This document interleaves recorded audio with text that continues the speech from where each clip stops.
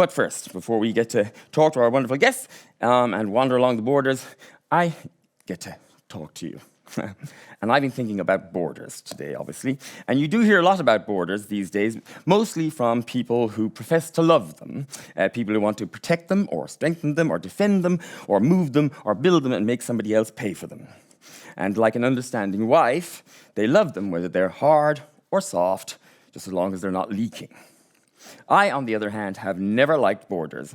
The only border I ever loved was a collie named Jet. When I was 21, I set out on my life's great adventure. I was going to go to Japan, and I was going to go overland by train. Well, except, of course, for the small parts where I would have to grudgingly admit that a boat would be necessary. In 1990, when I set off, the Berlin Wall had just come tumbling down.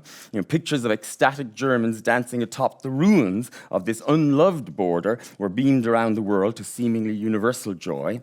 But between Berlin and Tokyo were plenty of other borders trying to be the fly in my youthful ointment. For starters, there was the ominous borders of the still extant Union of Soviet Socialist Republics, the USSR.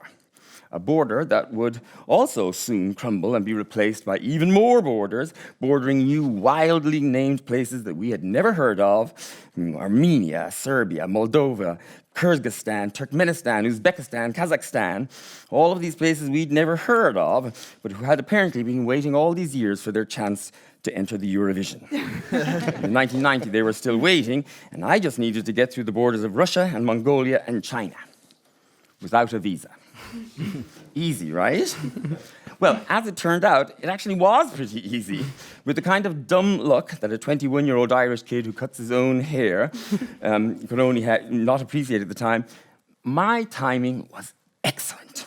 Because in the summer of 1990, before the internet and laptops and databases, and with the paper and pen infrastructure of this Cold War giant crumbling around me, I blithely hopped on and off trains and innocently bumbled my way through borders that I had no right to be able to expect to bumble through.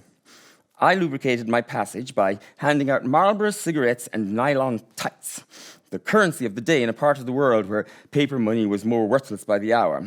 And I handed them out to anyone who stopped me, blissfully unaware that the only reason I didn't end up breaking stones in a gulag or on TV catatonically repeating rehearsed apologies is because they had much bigger things to worry about than this weird foreign kid with a bad haircut. I didn't love these borders, and they were a nuisance. I spent long hours on a train, stopped in the middle of Siberia, while soldiers my own age passed my passport between them with blank looks, while I smiled gormlessly until they shrugged and took a few more Marlboro cigarettes and moved on to my neighbor, the Chinese doctor, Dr. Chen, who was my new best friend and traveling companion. Further on a train platform plonked arbitrarily, it seemed, in the middle of the Gobi Desert, surprisingly big and lumbering Mongolian border guards with huge smiles and eyes squinting from the desert wind posed for my camera and then wanted to see the pictures, apparently thinking that all cameras were Polaroids. By the time that I had ridiculously mined and drawn and explained and pointed that the photograph was inside on a roll of film, they were amused enough to move on to Dr. Chen, after taking a few more Marlboro, of course, and a pair of nylons. Presumably for a wife or girlfriend, but who am I to judge? What was the point of these invisible lines out here in the desert? I mean, what was the difference between this bit of scrubby burnt earth here and that bit of scrubby burnt earth over there a few meters away? It all looked the same to me, and Dr. Chen agreed with an emphatic nod as he lit one more of my Marlboro cigarettes. And of course, there was no difference between those two scrubby bits of dirt, except that one was arbitrarily considered to be part of the Soviet Union, and the other was arbitrarily assigned to be part of the People's Republic of China. The last time I saw Dr. Chen was in Beijing, in the canteen of a ministry building where he worked. Dr. Chen wasn't a real doctor.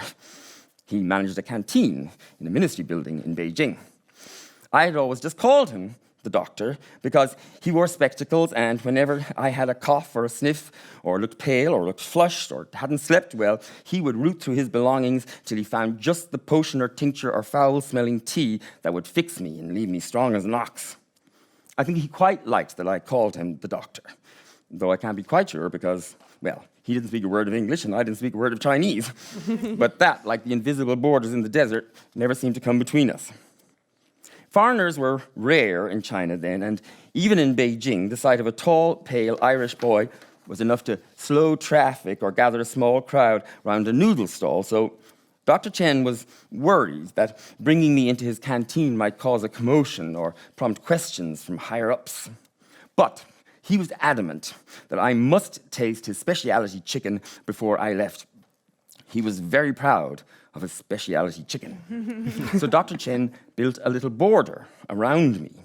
He snuck me quietly into the canteen just before lunch, when it was almost empty, and sat me at one of the large round tables, which he had screened off from the rest of the dining room with fold-out room dividers. Then a cook squeezed through the gap in the screens and gigglingly placed the specialty chicken dish down while Dr. Chen beamed expectantly at me. To be honest, I didn't think the chicken lived up to the hype, but I assured Dr. Chen that it was the most delicious chicken I'd ever tasted. But by now, I could hear that the canteen was filling up with hungry workers on the other side of this makeshift border wall, and it only took minutes before the first security breach occurred. An inquisitive head appeared over the screen, its owner presumably standing on a chair, and grinned down at me. Mr. Chen shooed away the head, but seconds later, it returned, this time joined by a couple of other grinning heads. And soon there were cheerful heads all round the makeshift walls, and within minutes the border was fully breached, and I finished my chicken, surrounded by an amused audience of 20 or more ministry workers who'd have quite the story to tell later when they got home about the funny-looking foreigner who was eating chicken in the canteen. Dr. Chen was a bit annoyed, but I didn't mind at all. In fact, I quite admired that their curiosity about what was behind this hastily, erected border had easily overpowered their fear of getting into trouble. I suspect that if they had been born in a different part of the world, they'd have been the ones dancing on top of the Berlin Wall or blithely crossing into the USSR without a visa. We love to mark our territory and draw lines around things. It's part of the human condition, it would appear. We like things to be black and white, and we recoil from the grey. We want to know who you are and what you are and sort you into the appropriate boxes, like the Hogwarts sorting hat in Harry Potter. Are you man or woman? Pick one and stay in your box. Are you Catholic or Protestant, British or Irish? Pick one and stay on your side. Liberal or conservative, extrovert or introvert, get in your box, stay on your side. You're making me uncomfortable by being in a no man's land.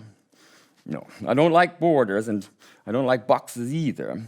Like most of us, I'm an awkward shape, and I don't fit comfortably in a box.